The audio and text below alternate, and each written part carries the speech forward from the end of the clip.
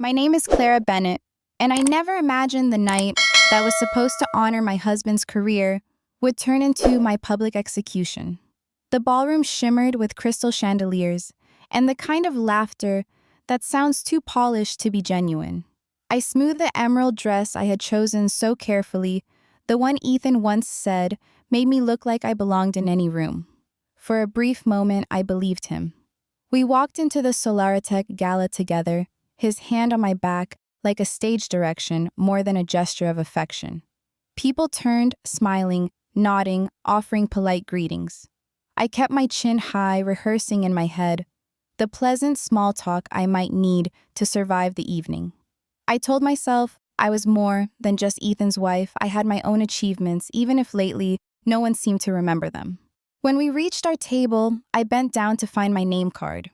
At first, I thought there had been some kind of mistake. The elegant cream cardstock carried not my name, but two phrases written in swirling calligraphy, gold-digging nobody.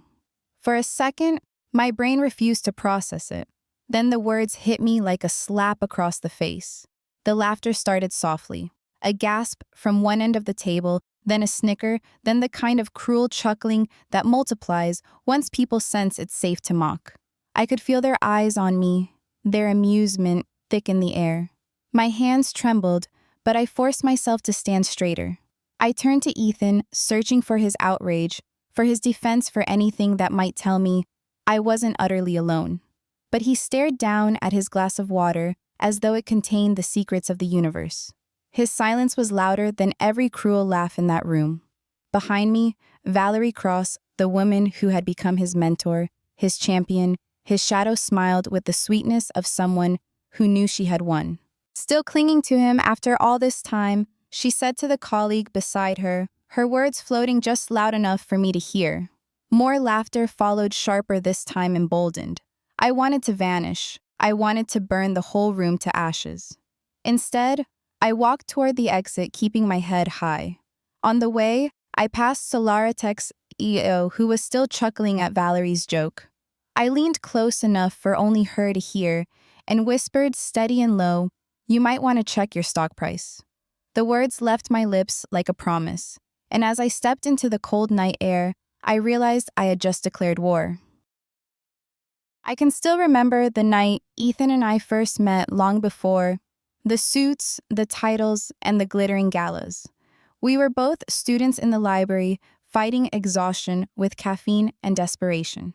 He sat at the table across from me, tapping his pen on the desk in a rhythm so distracting that I finally looked up and whispered, "Do you realize that beat matches the chorus of the most annoying pop song on the radio?" He froze, caught mid-tap, then grinned like a boy who had been caught stealing cookies. "Sorry," he whispered back. "I think better with background music, even if I have to make it myself."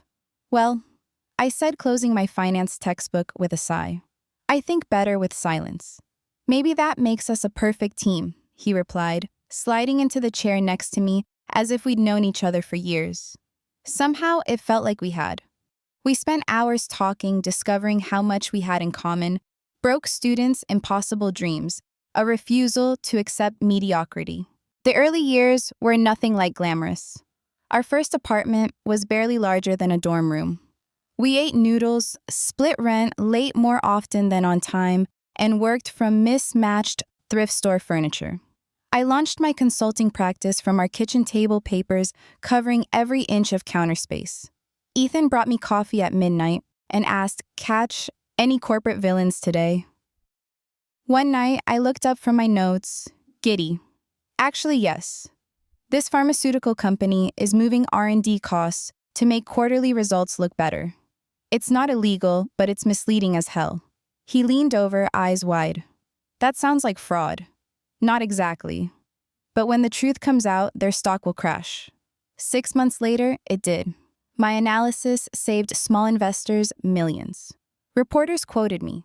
And Ethan, he beamed, bragging, "This is my wife. She takes down corporations from our kitchen table." Those were the days I thought we were unstoppable. When he landed a role at Solaritech, it felt like the moment our sacrifices had been for. The money was better, the apartment was nicer, and for the first time we could breathe. The only catch was relocating to Seattle. I let go of my loyal clients and followed him. We were still a team, I told myself. That was the deal from the beginning. But starting over meant slowing down for me while his career soared. Slowly, almost invisibly, the balance shifted. He came home talking about executive strategies, things that used to be our favorite late-night debates. When I offered an opinion, he smiled politely. "It's different at this level, Clara. You wouldn't really understand." That was the first crack in the promise we had made under the library's fluorescent lights. And the person who would wedge herself into that crack was Valerie Cross. Valerie Cross didn't just walk into a room, she owned it. I first heard her name before I met her. Ethan came home after a late meeting, eyes bright. "She's brilliant," he said, loosening his tie. "The way she reframes problems. Clara, it's like she sees 10 moves ahead." I smiled, though something in me tightened. "She sounds impressive. Maybe we should invite her to dinner." He shook his head quickly. "Valerie's schedule is insane. She doesn't do the casual dinner thing." At the time, I brushed it off. I wanted to believe he was just caught up in admiration for a mentor. But the more he talked about her, the less room there seemed to be for my voice. When I finally met her at a holiday party, she glided across the ballroom in a black suit so perfectly tailored it seemed woven to her bones. Her handshake was firm enough to bruise. "Clara, finally." "Ethan talks about you constantly," she said, smiling for the audience around us. "You must be so proud of how well he's doing. We treasure him at Solaritech." "Thank you," I answered. "I run a financial consulting practice. Equity analysis." "How quaint," she said, tilting her head. "Ethan mentioned you help small investors with their little portfolios." "That's so sweet." Sweet. Quaint. Words meant to praise, but sharpened like knives. I smiled, but inside I wanted to scream. That night, I told Ethan she was impressive. "Isn't she?" His voice lit up, oblivious to the sting. The messages started a few weeks later. Holiday greetings on Ethan's phone, always polite, always directed at me, but written for him to see. "Hope you're staying busy with your projects while Ethan handles all the exciting developments here." I recognized the pattern. Valerie wasn't just being friendly, she was repositioning me from partner to appendage. It worked. Ethan's language shifted. My opinions on market trends were brushed aside. Valerie says people focusing on old metrics miss the bigger picture. "She's not an analyst, Ethan. This is my field." She has an MBA from Wharton and years of corporate strategy. She understands market dynamics. The words landed like a door closing. Optional spouse gatherings appeared timed for when I had client meetings. On speakerphone, I overheard Valerie. "The other executives' wives are so engaged." Sarah organized a charity drive Michelle baked for every event. "It really makes a difference." Ethan glanced at me, then his eyes saying what he didn't. "Why can't you be more like them?" Piece by piece, Valerie carved me out of Ethan's world, painting me as absent, small, unworthy of his level. One evening, determined not to feel like a ghost in my own marriage, I agreed to attend a networking event with Ethan. I thought maybe if I showed up, if I engaged, Valerie would have no choice but to see me as his equal. I wore my best dress, rehearsed small talk in the car, even reminded myself of recent industry headlines just to blend in. When we arrived, Valerie was surrounded by a cluster of executives, laughing that polished laugh she used to dominate a room. Ethan proudly introduced me, but Valerie's smile turned thin. "Clara, how wonderful you could make it," she said, her voice bright for the group. Then, almost as an afterthought, "Though this is more Ethan's world than yours, isn't it?" The executives chuckled politely, but the message was clear.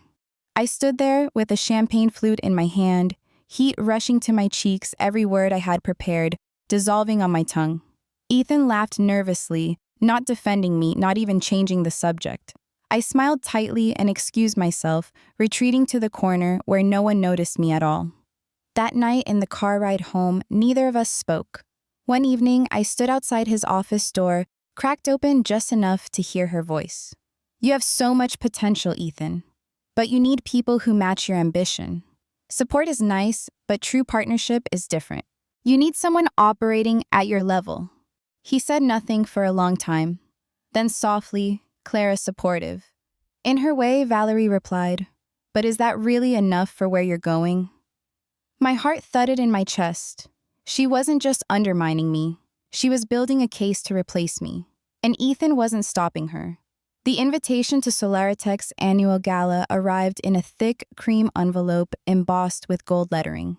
Ethan came home beaming. "Valerie insisted you come this year," he said, as though it were an honor. The word insisted made my stomach tighten. For months, she had worked to exclude me. Now suddenly, she wanted me front and center. I smiled at Ethan, but inside, I wondered what kind of stage she was preparing. On the night of the gala, I wore an emerald gown, the same color as the one I had worn to our anniversary years earlier. Ethan's eyes lit up. Perfect. Valerie will be impressed. We arrived at the Crestmont Hotel, where crystal chandeliers cast golden light across polished marble. Laughter echoed off the ceilings. Valerie spotted us instantly gliding over in a silver gown. "Clara, you actually came," she said sweetly. "Well, Ethan deserves to have his +1 here. +1. Not wife, not partner, accessory." Ethan said nothing. She led us through the room. "Your seat is right over here," she said to me. Ethan, of course, is at the head table with leadership. I searched for my place card among the names: Jennifer Walsh, David Kim, Sarah Reynolds, and then mine, gold-digging nobody. For a moment, I thought I misread it. But no, the elegant calligraphy spelled it out clearly. The laughter started as a ripple, then swelled. A woman whispered, "Did you see what her card says?" Another voice, still clinging to him. After all this time, heat rushed to my face. My hands trembled as I turned toward Ethan, searching for his outrage, his defense. He sat at the head table staring into his glass, as though it held salvation. His silence screamed louder than the laughter. In that instant, I understood. This wasn't just Valerie's cruelty. Ethan knew. He had let it happen. I lifted my head, walked toward the exit, every step steady despite the jeers. As I passed the CEO still chuckling, I leaned down and whispered, "You might want to check your stock price." The words left my lips like a blade. And as the cold night air hit my skin outside, I realized the war Valerie had started would not end on her terms. The night of the gala replayed in my mind like a cruel reel, each laugh sharper. By Sunday evening, I had cried until there were no tears left. I lay in bed remembering the woman I used to be, the one who once saved pension funds from disaster. That woman wasn't gone. She was waiting. On Monday, I walked into my office and sat at my desk. My laptop sat closed, reflecting my tired face. I opened it with trembling fingers. Within minutes, I was inside the databases I had quietly kept alive all these years. Bloomberg Terminal, SEC filings, industry reports. The screen lit up with numbers, and something inside me reignited. I pulled up Solaritech's most recent 10K. Page after page of corporate language scrolled by. Patterns emerged like constellations. Stock options granted just days before announcements. Revenue shifting, R&D costs vanishing then reappearing. Then I saw it, Valerie's signature authorizing suspicious option grants.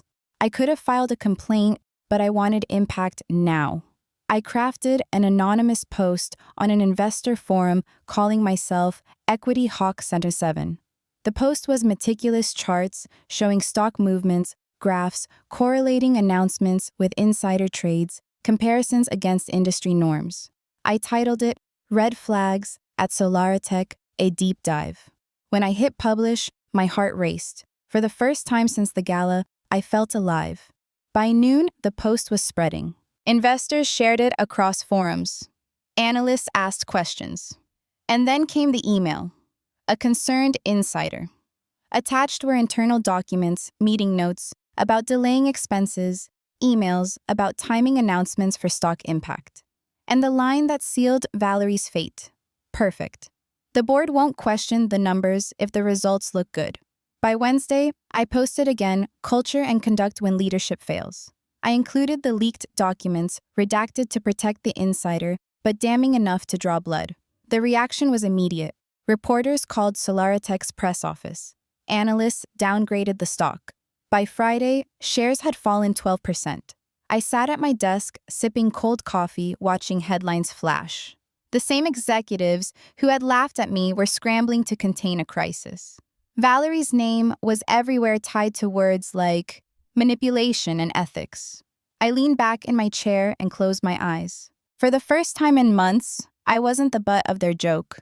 I was the one writing the punchline. The first news alert about Solaritech's investigation popped up on my phone while I was pouring coffee. The SEC had launched a review. By evening, Valerie's name was plastered across every business site. I watched it all unfold from my apartment, the hum of the city outside, sounding like applause only I could hear. 3 days later, Ethan came home early. His footsteps dragged his voice low. In the office, I answered, not looking up from my laptop, where Solaritech's stock ticker bled red. He appeared in the doorway, looking older than his 36 years. His tie hung loose, his face pale. "We need to talk," he said, collapsing into the chair across from my desk. "If they think I was part of this." "Clara, my career is over. Everything I've worked for, gone." I closed my laptop slowly. "Go ahead." He reached for my hand, his fingers trembling. "You're the smartest person I know when it comes to this. Please, tell me how to protect myself." The irony was breathtaking. The same man who had let me be humiliated now begged for the skills he once dismissed. "Why ask me?" I asked softly. "Doesn't Valerie have it under control?" His laugh was hollow. "Valerie's unraveling. She's blaming everyone else. Clara, I can't go down with her." "That would be securities fraud," I said evenly. "I know." His eyes brimmed with panic. "We were supposed to be a team." I opened the drawer and slid a manila folder across to him. Inside were rental agreements for a new apartment, consultations with divorce attorneys, and a signed contract with Westbrook Capital offering me a position bigger than his ever was. He looked down confused. "What is this, my exit strategy?" His hands shook. "You're leaving me, I'm saving myself. There's a difference." The silence between us stretched. "It wasn't the insult at the gala that broke us, Ethan," I said. "It was your silence. You knew what was coming, and you let it happen." He opened his mouth, but no words came. I stood closing the folder with calm finality.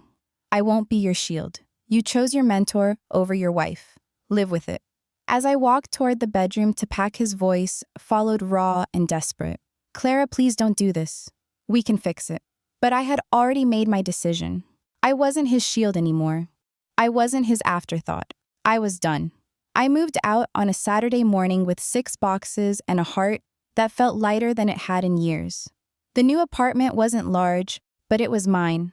Floor-to-ceiling windows overlooked the city skyline, sunlight pouring across hardwood floors that held no memory of humiliation. I unpacked my diplomas and hung them on the wall of my new office, the PhD in financial analysis, the certifications, the awards I had once hidden to make space for Ethan's ambitions.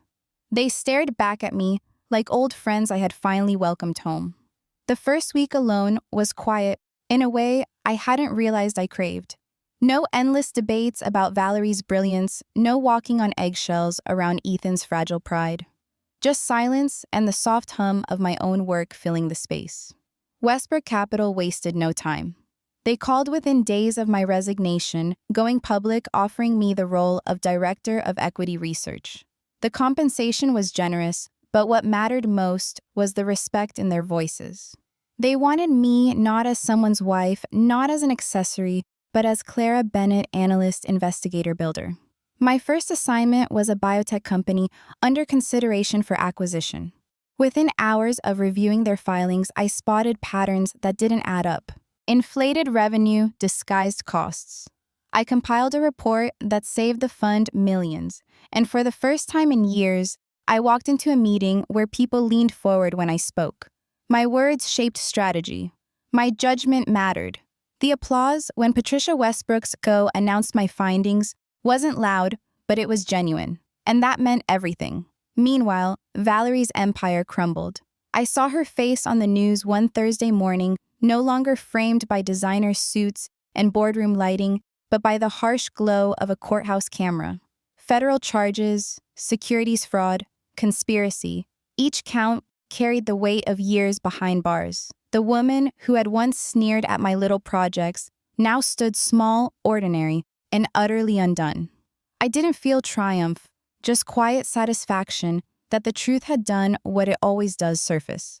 As for Ethan, the fallout was swift. His name became collateral damage in every article about Solaritech's scandal. He was never charged, but association was enough. The promotions vanished, the job offers dried up, and the man who once strutted through rooms with Valerie's words on his tongue was suddenly unemployed, alone, and forgotten. Months later, divorce papers arrived with a handwritten note tucked inside. Clara, I know I can never undo the damage. You were always the stronger partner. I just wasn't wise enough to see it until it was too late. I read it once, filed it away, and signed the papers. My story with Ethan had ended long before the ink dried. Now, on Friday nights, I sit on my balcony with a glass of wine watching the city lights flicker like stars scatter out across the ground. I breathe in the quiet, the freedom, the knowledge that I'm exactly where I belong. I think about the night of the gala, sometimes, the laughter, the cruel calligraphy, the silence that cut deeper than any insult. And then I remember the whisper I left behind, check your stock price. I didn't take revenge. I didn't burn their world to the ground out of spite. I simply stopped hiding who I was. And when I did, the truth carried me forward while their lies buried them. For the first time in a long time, I wasn't surviving someone else's story. I was writing my own. Thank you for watching. If you enjoy these family drama and revenge stories, please subscribe and join me for more every day.